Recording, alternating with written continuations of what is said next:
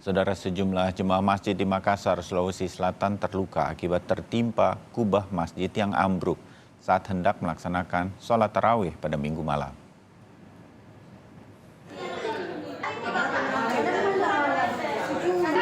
Visual dari video ini sengaja kami samarkan karena mengandung unsur kengerian. Sejumlah korban yang terluka akibat tertimpa material kubah masjid yang ambruk langsung dibawa ke rumah sakit. Mereka kebanyakan mengalami sejumlah luka di bagian tubuh. Para korban langsung mendapatkan perawatan medis. Insiden ambruknya kubah masjid ini terjadi saat masjid dipadati jemaah yang hendak melakukan sholat tarawih.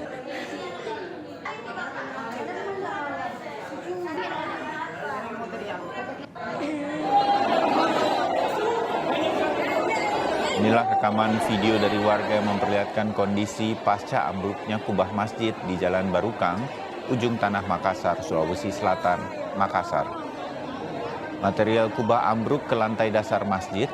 Ambruknya kubah masjid ini sempat membuat jemaah panik dan berlarian keluar masjid.